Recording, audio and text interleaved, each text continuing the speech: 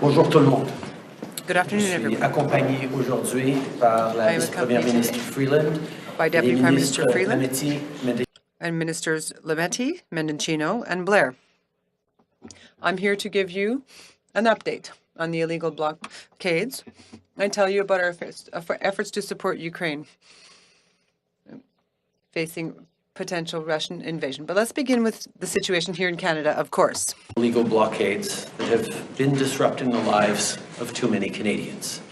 Here in our capital city, families and small businesses have been enduring illegal obstruction of their neighborhoods, occupying streets, harassing people, breaking the law. This is not a peaceful protest. At the borders in different parts of the country, the blockades are harming our economy and endangering public safety. Critical supply chains have been disrupted. This is hurting workers who rely on these jobs to feed their families. Yesterday, the Ambassador Bridge was reopened between Windsor and Detroit. Our team and I have been working with Ontario and the City of Windsor around the clock. I want to thank the officers on the ground, including the RCMP, who played an active role. We now have a responsibility to make sure that the bridge stays open. With each illegal blockade, local law enforcement agencies have been acting to keep the peace within their jurisdiction. Despite their best efforts, it is now clear that there are serious challenges to law enforcement's ability to effectively enforce the law. On Friday, Ontario invoked a state of emergency to respond to the blockades. This was the responsible and necessary thing to do. Today, to continue building on these efforts, the federal government is ready to use more tools at its disposal to get the situation fully under control. After discussing with Cabinet and caucus, after consultation with premiers from all provinces and territories, after speaking with opposition leaders, the federal government has invoked the Emergencies Act to supplement provincial and territorial capacity to address the blockades and occupations. I want to be very clear. The scope of these measures will be time-limited, geographically targeted, as well as reasonable and proportionate to the threats they are meant to address. The Emergencies Act will be used to strengthen and support law enforcement agencies at all levels across the country. This is about keeping Canadians safe, protecting people's jobs, and restoring confidence in our institutions. Here's how the measures we're taking today will help get the situation under control. The police will be given more tools to restore order in places where public assemblies can constitute illegal and dangerous activities, such as blockades and occupations, as seen in Ottawa, the Ambassador Bridge, and elsewhere. These tools include strengthening their ability to impose fines or imprisonment. The government will designate, secure, and protect places and infrastructure that are critical to our economy and people's jobs, including border crossings and airports. We cannot and will not allow illegal and dangerous activities to continue. The Emergencies Act will also allow the government to make sure essential services are rendered, for example, in order to tow vehicles blocking roads. In addition, financial institutions will be authorized or directed to render essential services to help address the situation, including by regulating and prohibiting the use of property to fund or support illegal blockades. And finally, will enable the RCMP to enforce municipal bylaws and provincial offences where required. This is what the Emergencies Act does. Let me be equally clear about what it does not do. We're not using the Emergencies Act to call in the military.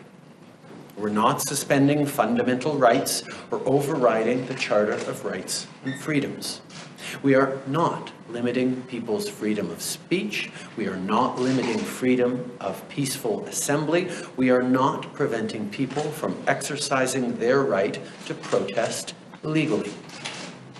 We are reinforcing the principles, values, and institutions that keep all Canadians free. Après des discussions avec Following discussions with Cabinet and Caucus, after consulting the premiers of all provinces and territories, and after speaking with the leaders of the opposition parties, the federal government has invoked the Emergency Measures Act to complete provincial and territorial powers in order to manage the illegal blockades and occupations. I want to be very clear. These measures will be limited in time and geographically targeted. They will be reasonable, they will be proportional to the threats to Canada's security. The Emergency Measures Act will strengthen and support the work by the police. We are not using the Emergency Measures Act in order to deploy the military. We will not be suspending fundamental rights as articulated in the Charter of Rights and Freedom. We are not limiting the right to peacefully protest or assemble. What we want to do is protecting Canadians, protecting their jobs, and reinstating confidence in our institutions. Something that's been used ever, but it exists for a reason. Invoking the Emergencies Act is never the first thing a government should do, nor even the second. The Act is to be used sparingly and as a last resort.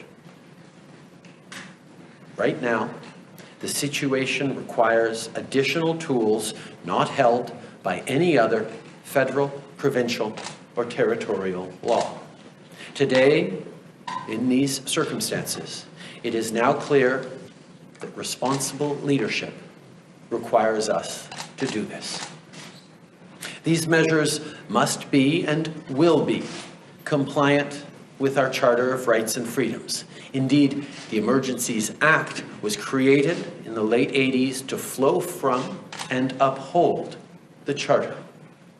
We'll always defend the rights of Canadians to peaceful assembly and to freedom of expression, but these blockades are illegal, and if you're still participating, the time to go home is now. On a separate track from the Emergencies Act, I want to reassure people that the Canadian Border Services Agency is already turning back non-Canadians trying to enter Canada to participate in blockades. And of course, while we get the situation under control, we'll continue to have Canadians' backs. I want to remind affected businesses that if you're facing revenue losses, support is available through our wage and rent subsidy programs. We know that downtown Ottawa businesses in particular have been hard hit by these illegal activities. In the coming days, we'll be launching specific support for those businesses. I know that everyone is tired of this pandemic. We're hearing your frustration with COVID and even with the temporary measures we had to put forward to keep people safe. I know people are frustrated. I hear it. You have a right to express that frustration and even your anger with the government or government policies. It's something we'll always defend in this free and democratic country. But blockading streets and critical infrastructure and depriving your neighbors of their freedoms is a totally different thing. It has to stop. Tout le monde est fatigué de la pandémie. Everyone is tired of the pandemic. There are other ways to express yourselves rather than participating in illegal activities and dangerous activities. As Minister Duclos said last week, public health measures are constantly being reassessed, and we will continue to modify them according to science. In fact, we will be making some announcements on that subject in the coming days. Today, I also want to speak briefly about our support for Ukraine. On Saturday, I spoke with President Zelensky to reaffirm Canada's steadfast support and to continue to do whatever we can to support Ukraine.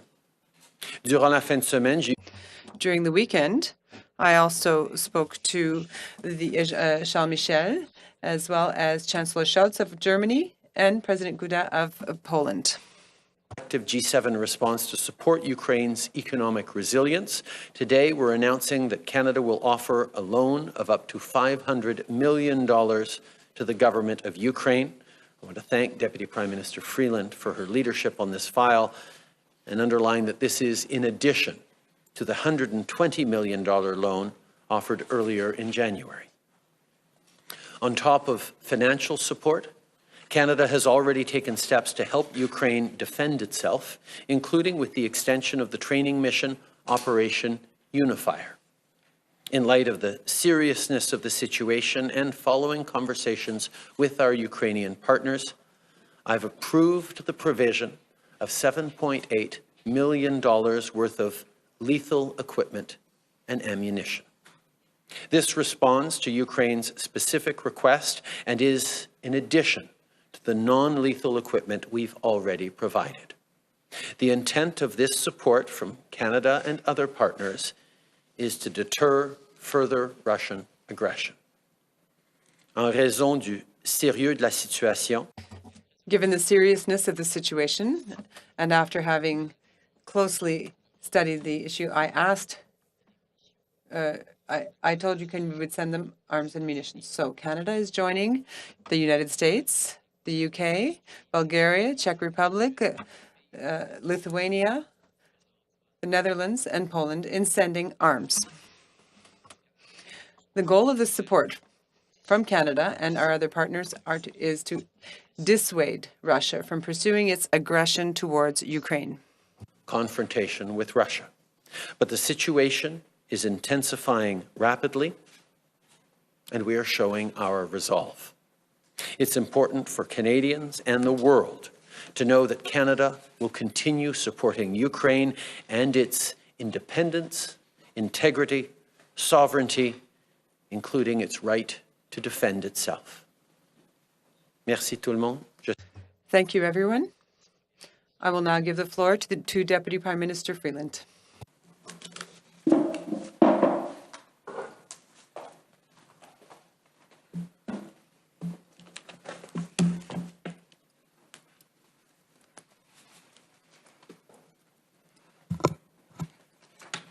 Merci, Monsieur le Thank you, Prime Minister. Hello, everyone. Across the world, liberal democracies are being confronted with serious and repeated threats. We thought, and we perhaps even hoped, that Canada would be spared. For the last 2.5 weeks, we have realized that this is not the case. This siege and these blockades are causing major damage to our economy and are harming our democratic institutions as well as Canada's reputation in the world. International confidence towards Canada as a good place to invest and do business has been shaken. barricades are doing great damage to Canada's economy and to our reputation as a reliable trading partner. The blockade of the Ambassador Bridge has affected about $390 million in trade each day. This bridge supports 30% of all trade by road between Canada and the United States, our most important trading partner. In Coutts, Alberta, about $48 million in daily trade has been affected by the blockades. In Emerson, Manitoba, about $73 million in daily trade has been affected by the blockades.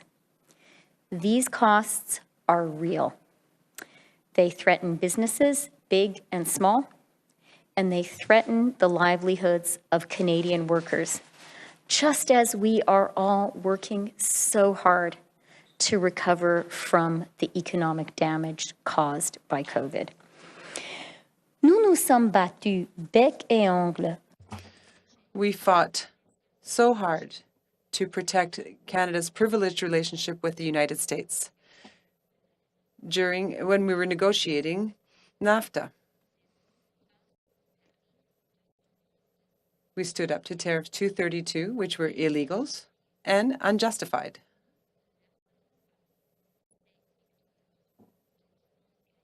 We will never let those hard-won victories be tarnished.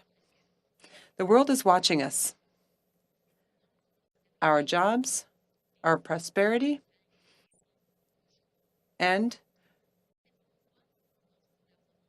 our livelihoods are in danger. That is why our government is acting. We are resolute and determined. These illegal blockades must be lifted, and they will be. Invoking the Emergencies Act, we are announcing the following immediate actions. First, we are broadening the scope of Canada's anti-money laundering and terrorist financing rules so that they cover crowdfunding platforms and the payment service providers they use. These changes cover all forms of transactions, including digital assets, such as cryptocurrencies. The illegal blockades have highlighted the fact that crowdfunding platforms and some of the payment service providers they use are not fully captured under the Proceeds of Crime and Terrorist Financing Act. Our banks and financial institutions are already obligated to report to the Financial Transactions and Reports Analysis Centre of Canada, or FINTRAC. As of today, all crowdfunding platforms and the payment service providers they use must register with FINTRAC, and they must report large and suspicious transactions to FINTRAC.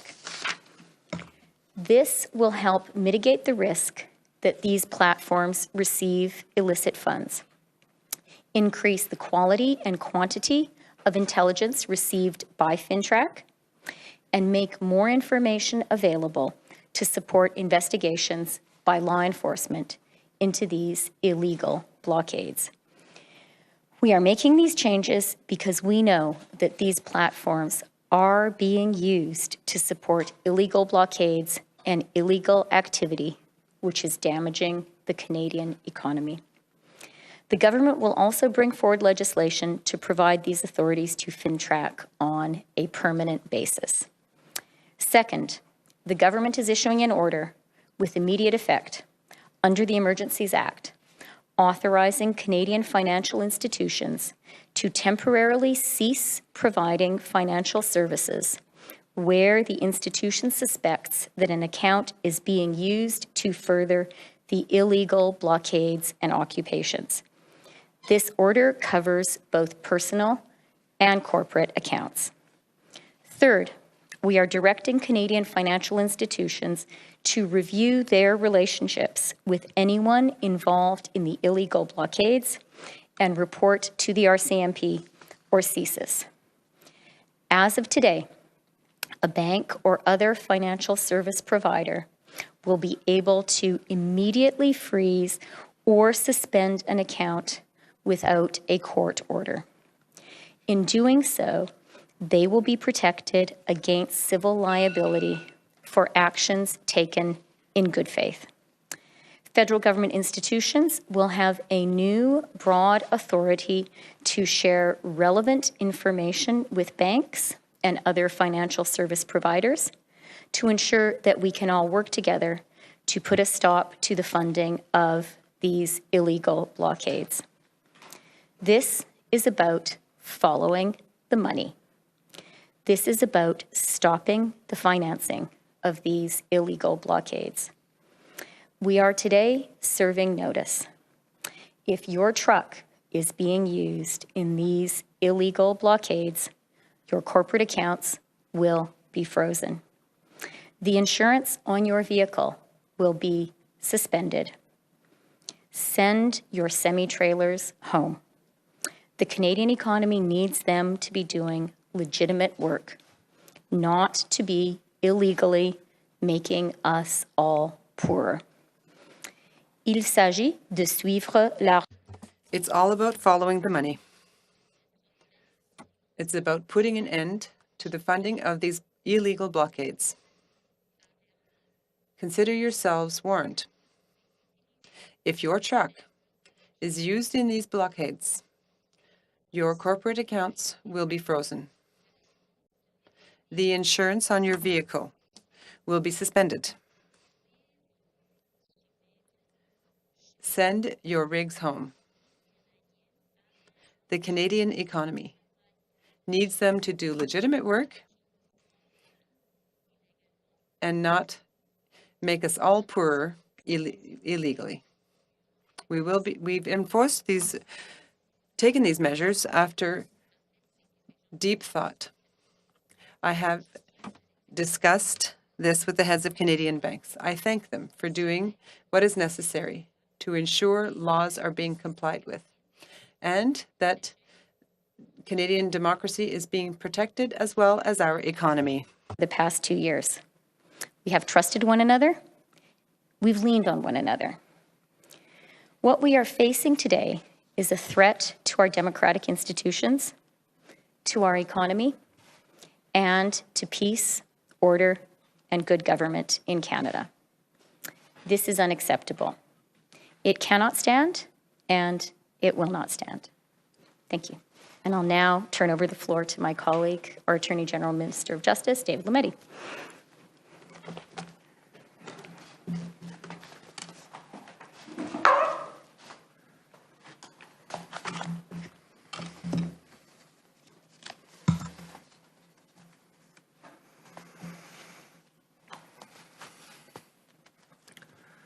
Thank you, Deputy Prime Minister. Thank you, Prime Minister, colleagues, Canadians. Good afternoon. Canada is a rule of law country. By declaring a public order emergency under the Emergencies Act, we are following the law and we are acting within it. There are clear conditions set out in the Emergencies Act in order for a public order emergency to be declared. Our government believes that those conditions have been met. And that requires the Government of Canada to act. La loi sur les mesures d'urgence. The Emergency Measures Act has existed since 1988 and replaced the War Measures Act. It is different from the previous act in two important ways. First of all, the Emergencies Act has several ways of safeguarding measures, including parliamentary review. Secondly, measures taken under this act must comply and observe the Canadian Charter of Rights and Freedoms. Specific, serious circumstances that amount to a national emergency. For a situation to be qualified as a national emergency, 3 conditions must be met. First, we must be in a situation that either seriously endangers lives, health, or safety of Canadians and exceeds the capacity or authority of a province to deal with it, or seriously threatens the ability of the Government of Canada to preserve the sovereignty, security, and territorial integrity of Canada.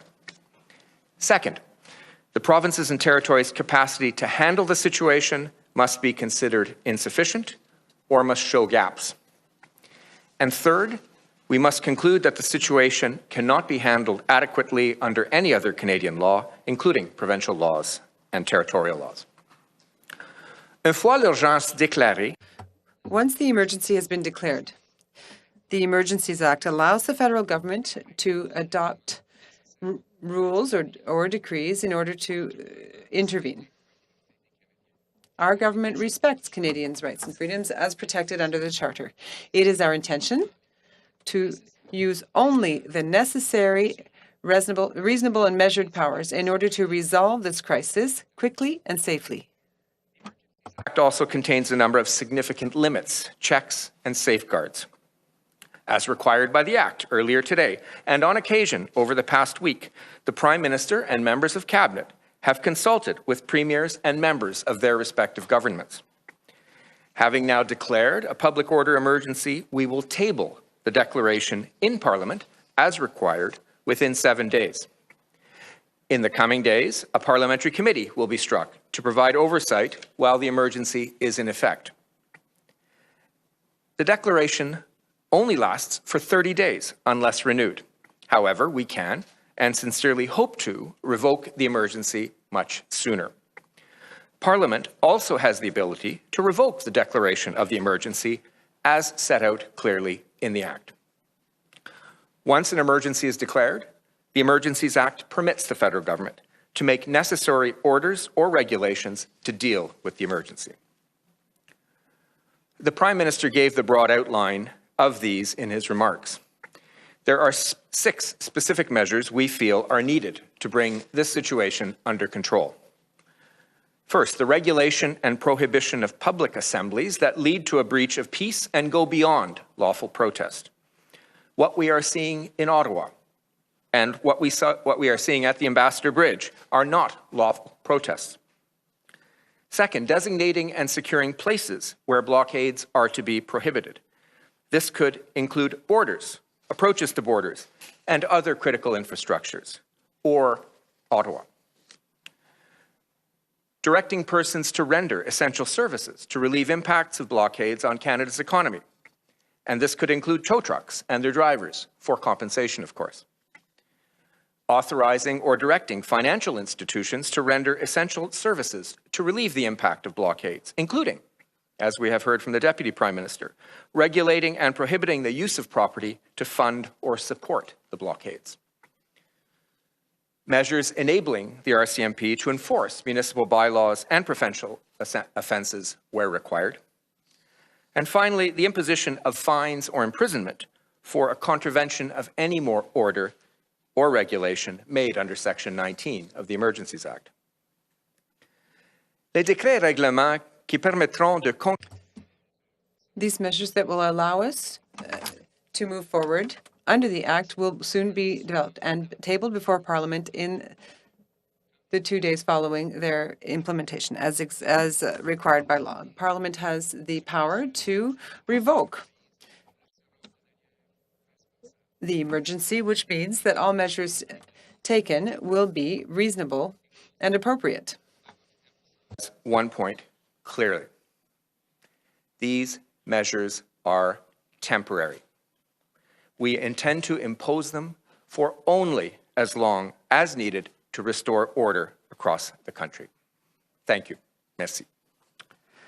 Thank you, Minister Lametti. The Prime Minister and ministers will be taking 30 minutes of questions, starting in the foyer. Le Premier ministre et les ministres prendront 30 minutes de questions, en commençant avec les journalistes dans la salle, starting with David Turton from CBC. Hi, Prime Minister. A number of premiers today have come out and said that they don't want or need the federal government to exercise its emergency powers in their provinces. So I'm just wondering, how do you respond to the premiers who've come out today and said that? I thank the premiers for having had the conversation with me this morning. It was extremely important to talk about what was happening right across the country. We have seen challenges across the country that are linked to what we are seeing here in Ottawa, what we're seeing at border crossings. But allow me to repeat what I said before. The measures brought in today are geographically specific and targeted only to where they are needed. These are not blanket powers across the country. These will be tools that can be used where and when necessary so that the police of jurisdiction dealing with blockades or occupations have the tools necessary and can draw on RCMP resources as necessary to keep Canadians safe, to restore confidence in the rule of law and in our institutions, and to make sure that our economy continues to recover from the impacts of COVID-19 over the past 2 years. At least one other premier said that invoking this act is like putting oil on a raging fire. Words along those lines. Do you think you're inflaming the situation even more by invoking this? My focus is on Canadians who've had a long 2 years, who've been through a pandemic, who've lost loved ones, who've seen businesses struggle, who've lost jobs, and just want this to be over. They're exhausted. We're all exhausted. We're all frustrated by the pandemic. But those people who disagree with the measures that governments put in place to keep Canadians safe, to ensure that we would make it through this pandemic better than many of our peer countries, those people have gone from protesting and disagreeing with those measures to limiting and blocking the freedoms of their fellow citizens, hurting jobs, hurting lives and livelihoods, endangering public safety, and weakening our country not just right now, but for times to come in the eyes of our most important trading partners. These illegal blockades are hurting Canadians, and they need to stop. Every step of the way, we have been there to support the police of jurisdiction. We've been there with tools and resources to help end these blockades.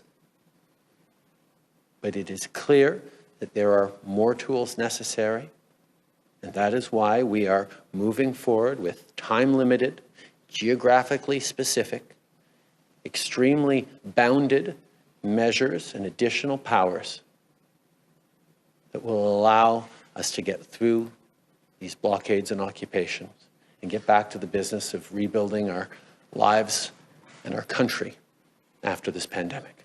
Next question. Bonjour, Monsieur Trudeau. Marc Chabot. Hello, Mr. Trudeau. This is Radio-Canada. As we were saying, obviously some certain criteria will have to be met, but certain premiers have already spoken out against these measures. Would you be prepared to go forward to move forward in provinces who do not agree with the application of this act? Answer: in conversations that we're having across the country, as well as with premiers and as well as with police services, we are working on managing various situations across the country, and those conversations will continue. The Emergencies Act is there to provide us with additional tools and provide additional tools to the police services that are on site in order to manage situations as they emerge. It's not automatically an intervention by the federal police or a direct intervention by the federal government. We're here to provide more tools, including additional authorities, to whichever police has jurisdiction and is there. It's quite possible, and we even hope, that the tools we have provided to police services across the country will not have to be resorted to, certainly not for very long. Ideally, if these premiers who say that they have the situation in hand will continue to be able to do so. But on a national level, we have reached criteria forcing us to act, to provide more tools to those who maintain order in our country, to protect all Canadians across the country. Question: you're saying that it's necessary. It's been we're in the third week of these protests in Ottawa now. Why did you not do this 2 weeks ago? Don't you think that you failed in your leadership responsibilities in moving forward on this earlier? Answer: Some people will say that we moved too quickly. Other people will say, no, we should have acted weeks ago. The reality is this. The Emergencies Act is not something to take lightly. It's not the first thing you turn to, nor the second, nor the third. We were there to provide additional resources from the very beginning to Ottawa's local police service and elsewhere. We were there to support them in the work that they were doing. And in the last few days, during meetings I had with ministers, with our partners, with officials, it became clear that we required additional tools. And those tools, limited, responsible, and reasonable, are what we will be using through the Emergencies Act. Next question. The RCMP now have the ability to enforce provincial and municipal laws. Does that mean that they'll be the lead police force agency here in Ottawa?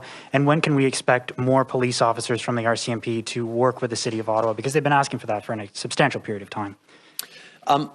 As I said, the invocation of the Emergencies Act gives more powers to the police of jurisdiction. It does not make the RCMP automatically police of jurisdiction anywhere across the country. As we have been, we will ensure that the RCMP continues to work to support local police of jurisdiction, and that's what we have been doing in Ottawa. But I think on this question, I'm happy to turn to Minister Mendicino, who can give further information on the situation in Ottawa.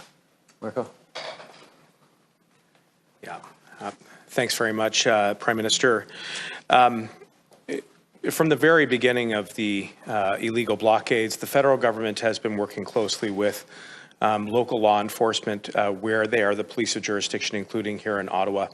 I would point out that we've sent 3 installments of reinforcements to ensure that that Ottawa Police Service has the support that they need. But I think, as we've seen, without question, there have been many, many challenges on the ground to restoring public order on the streets, and one only has to look at the situation on Wellington Street over the past number of weekends. I think it's difficult to overstate the impact of those scenes, the conduct that has unfolded by those who are participating in illegal blockades. It is not just an inconvenience. It is not simply a matter of a trivial interruption. We've seen intimidation, harassment, and expressions of hate. And at times, the scenes on the streets of Wellington have seemed completely lawless. And that is one of the reasons why we've had to take the very careful and deliberate step of introducing the Emergencies Act today, and the declaration and the specific powers, which again are very targeted, they're very proportionate, and they're time limited, so that there can be greater agility between the RCMP, who will work seamlessly with local law enforcement, including in Ottawa, to restore order. I would also say that while we have seen progress, for example, in Windsor, that we should not assume that that progress is linear. And that is one of the reasons why these measures through the declaration are also necessary. We want to be certain that local law enforcement has the concrete tools that they need. For example, tow trucks, which have been very hard to come by. In addition to that, the kind of jersey barriers, which will assist with crowd control, that will ensure that trade and traffic can move very efficiently. And in addition to that, when it comes to the relationship between the RCMP and local law enforcement and provincial enforcement, the provision that is within the declaration will allow the RCMP to be more efficiently assigned to those areas to uphold the law, be they municipal laws, provincial laws, or indeed the designated zones which will be prohibited from assembly because they may cause a breach of peace or may interrupt our critical infrastructure through trade. So when you look at the suite of the measures that we put into place today, and we've certainly put a lot of thought into that, our view is that they are necessary and they will assist us in dealing with the illegal blockades and bringing them to a peaceful and expeditious resolution. As my follow-up, Mr. Trudeau, Mr. Mendocino just mentioned that when you look out on Wellington Street here, you see lawless scenes. Why do you have any faith that the Ottawa Police, after 3 weeks now, is going to be able to turn things around and restore law and order in this area?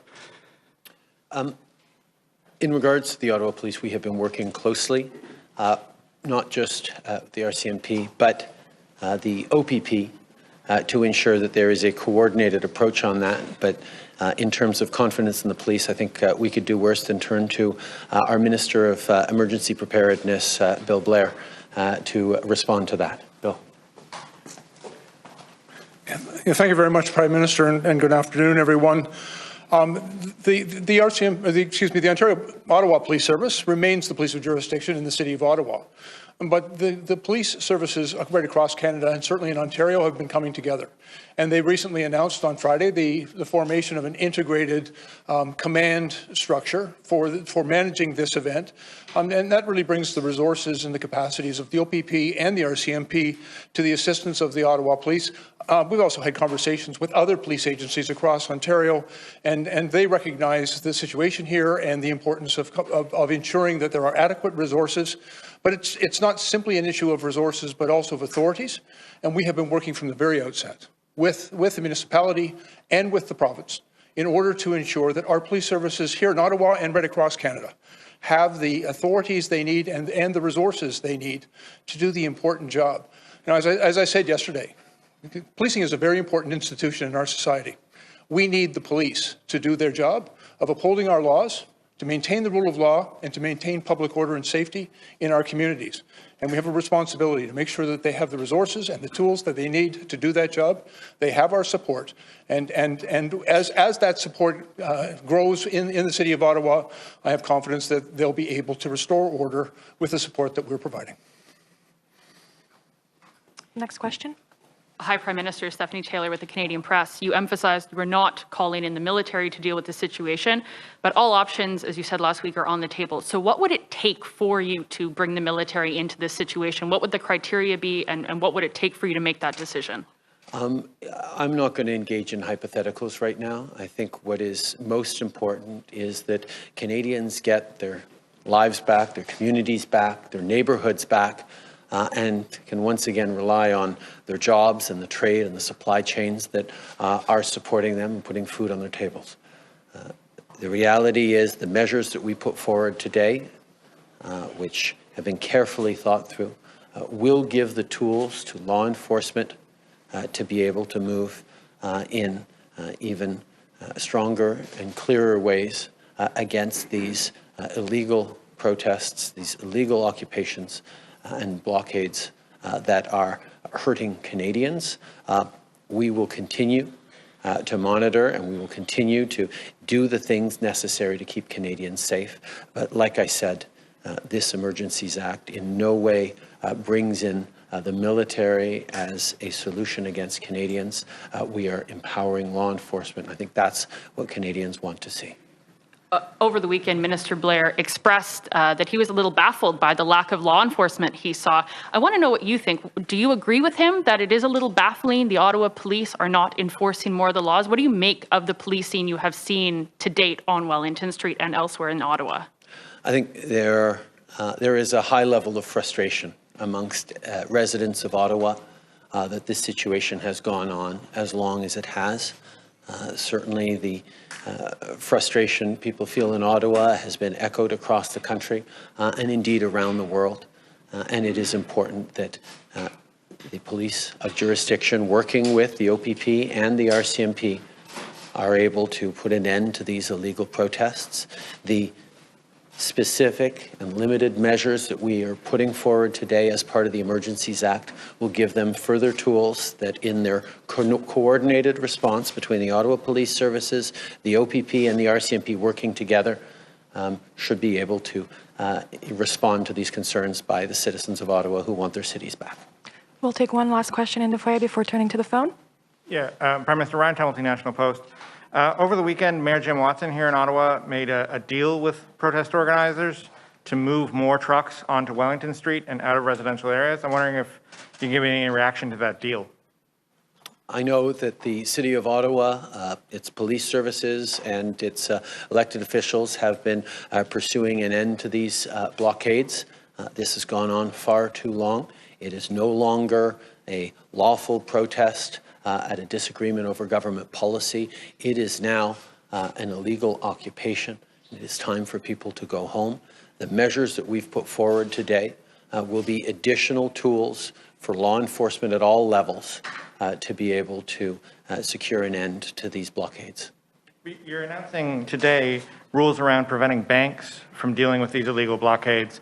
The City of Ottawa has dealt with these legal blockades. Don't you find that problematic, that they have cut a deal to put more trucks directly in front of Parliament Hill? We are working in a concerted way on measures that will hopefully restore order to the City of Ottawa and allow residents to get back to their lives. The measures that we put forward today around empowering banks to follow up and to ensure that funds are not used for illegal activities such as blockades will be significantly helpful in reducing the size and impact of these blockades. Merci. On va maintenant tourner au téléphone. Thank you. We will now move to the telephone. Operator, go ahead. Please press star 1 at this time if you have a question. S'il vous plaît, appuyez sur étoile 1 maintenant pour poser une question. The first question will be from, la première question va être de Raymond Fillon, TVA. The first question is from TVA. Raymond Fillon, please go ahead. Thank you.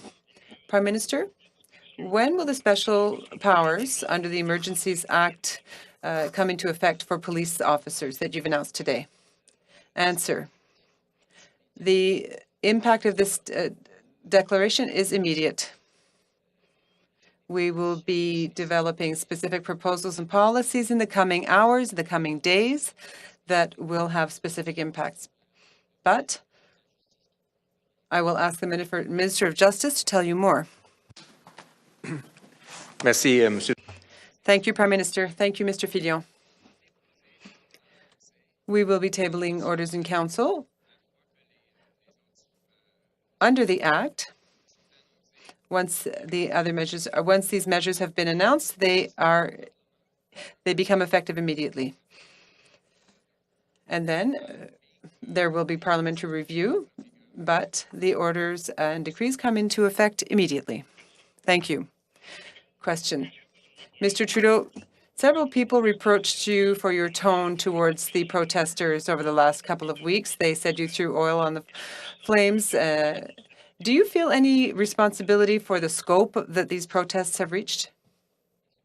Answer. What we've seen and what we are now seeing across Canada is that, of course, people are tired, frustrated, sick of the pandemic, tired of public health measures. They want it to be over. Everyone agrees on that. But what we have also seen is that Canadians across the country were there for each other. We're there to help one another, to follow public health guidelines, to get vaccinated at a higher rate than in most of our peer countries across the world. We have shown as a country that people continue to be there for one another. Now, people who are seeing their lives disrupted by these blockades here in Ottawa, of seeing people suffering because borders are being blockaded that are preventing people from doing their jobs and are curtailing our supply chains. Those people are angry and even sicker of that. They want us to act, to restore order in our country, to show that we are a country of rule of law. Well, yes, we do in this country encourage peaceful protests. We encourage people to openly and loudly express their opinions, but we do not accept people who come and curtail other people's freedoms, their fellow citizens' freedoms, and break the laws and use illegal means to protest. The next question is from, la prochaine question est de Tonda McCharles, Toronto Star. Please go ahead, à vous la parole. Thank you. Prime Minister, I didn't hear an answer to the question Mac asked about reinforcements from the RCMP to the City of Ottawa. And if you can answer that, great. But how specifically do you justify giving even more powers to police in Ottawa when many residents and policing experts say the law enforcement here has not used the power they already have under existing laws, that this is a failure of policing leadership, not the need for more power? There will be time later to reflect on all the lessons that can be learned from this situation. Right now, we are ensuring that local police of jurisdiction have both the legal authorities that they need to do their jobs, but also the extra resources. We have delivered not just RCMP officers, as the OPP has delivered OPP officers to support the City of Ottawa, but we've also provided integrated planning and coordination task force to ensure that we are able to actually see an end to this occupation of Ottawa. Following up. Yes, I'd like you to speak, if you could. You mentioned, as did Minister Freeland, the reputational damage to the country that you feel the border protests have had and the impact on Canada's, I guess, reputation as a reliable trading partner. But can you speak a little bit more about just what was the tipping point for you in all of this? Was it really the fact that the White House has been weighing in and burning up the phone lines all weekend to all your ministers? Really, why have you moved to do this? For me, the conversations I had with our Windsor MP, Eric Kazmierczak, who was talking about the impact of the disruption of the Ambassador Bridge almost as soon as it started happening, the impact on workers in the auto sector in the Windsor area and up the supply chain through southern Ontario, the direct impact hurting exactly the people that these convoy protesters are purporting to represent. Regular Canadians are hurting in their jobs, in our economic recovery, in their freedoms to travel, to see friends and loved ones on the other side of the border, because of illegal protests and barricades. We have been there to support local police of jurisdiction, and we are now putting forward fresh tools to do that. In terms of the reputational damage, in my conversations with fellow leaders around the world on the situation in Ukraine and others, it has been clear that this is something that democracies around the world are concerned with. Countries that did well during the pandemic with high vaccination rates and strong public health measures are still seeing backlashes against those measures and frustration by people who are tired of this pandemic. And the impact of social media and illicit funding of concerted activities designed to destabilize a country that has the highest vaccination rate of many of our peer countries, Canada, around an issue that is not dividing Canadians. Canadians are united in having been there for each other through this pandemic, and they're even united in being sick and tired of this pandemic. But the way to get through it is not to shut down our economy and hurt our neighbors. And that's something that people understand around the world. And with this measure here today showing that Canada remains a country of the rule of law, that will protect its critical infrastructure, that will support good jobs, that deliver goods and services, not just to Canadians, but people around the world, are going to be protected. Opératrice, prochaine question téléphone. Operator, next question, please. The next question is from, la prochaine question est de Boris Proulx, Le Devoir. The next question is from Le Devoir. Please go ahead. Good afternoon, Prime Minister. What proof do you have that provincial capacities are not sufficient to deal with this situation? Answer. I'm very pleased to hand the floor to Minister Lametti to answer that question. Minister Lametti.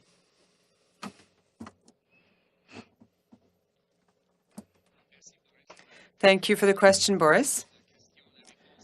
Obviously, the answer can be found across Canada. And the answer can also be found in the measures we're going to be taking. Of course, we're going to support police services across the country and provide them resources that they need. But I would direct your attention to measures announced by the Deputy Prime Minister and Minister of Finance today. It's the ability to block the use of private property, such as trucks, which, and if you look at the flags that you're seeing across Wellington Street, you can see several different flags with Canadian, Albertan, Quebec flags. These trucks are registered across Canada. And I thank Mr. Ford for having taken measures in Ontario. But what we've done today will allow us either to do something here in Ottawa or at the borders or elsewhere, or through our financial services in Canada.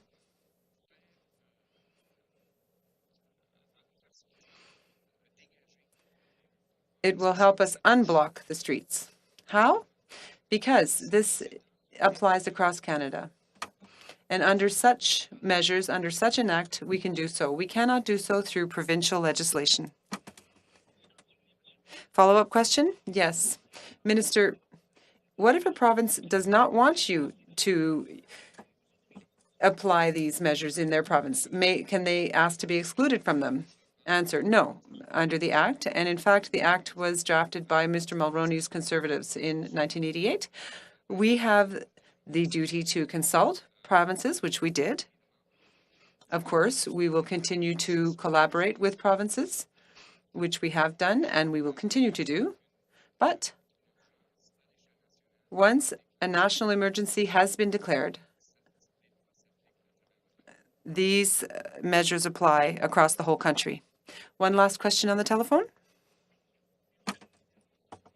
Just for a quick follow-up. Obviously, these rules apply across Canada, but the tools that we are offering, the measures we will use will not be applied across the entire country. They will only be applied where they are truly necessary by working with local jurisdictions.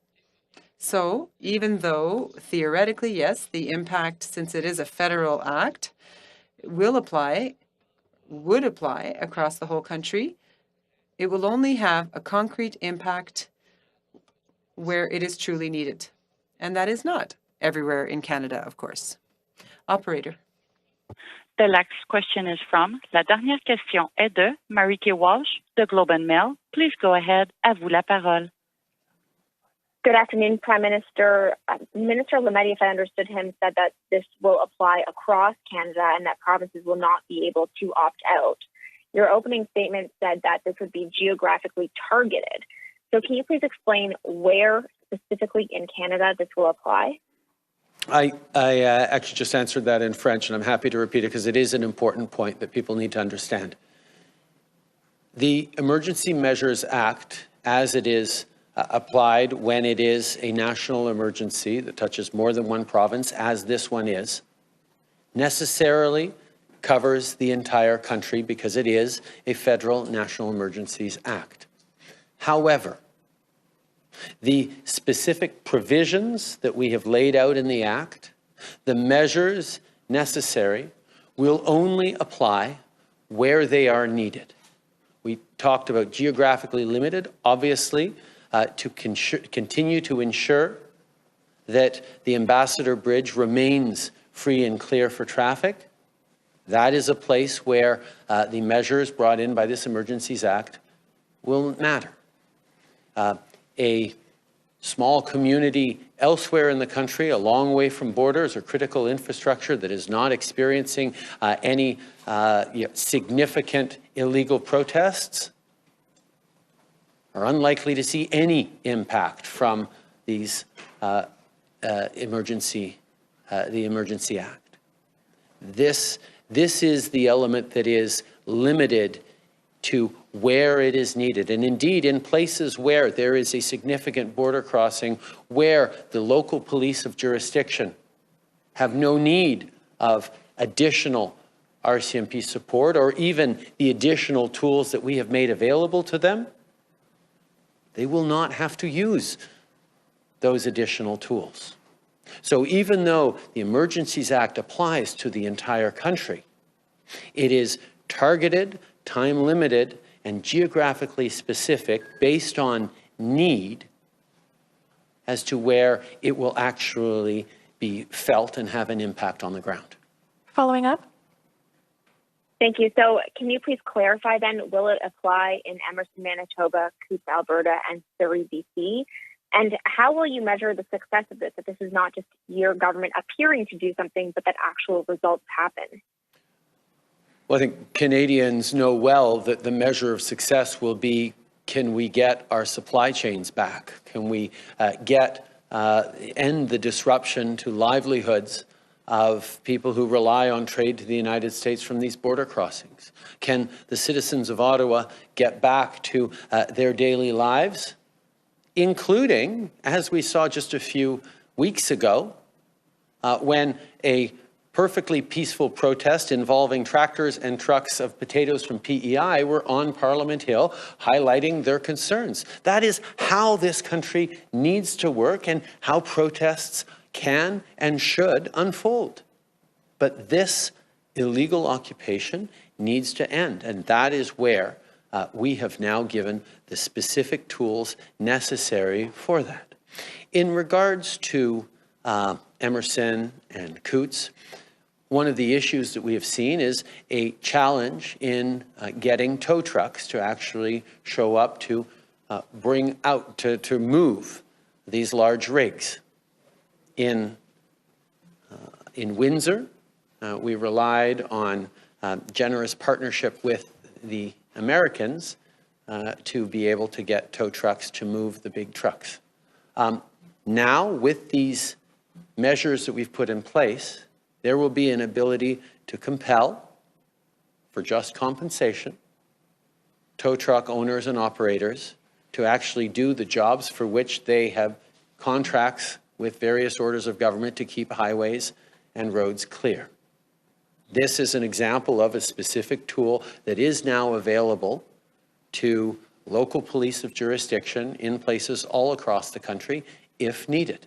It will be to them to determine whether or not that is needed. Merci beaucoup. C'est ce qui met fin à la conférence de presse. Thank you. This brings today's press conference to an end. Thank you, everyone.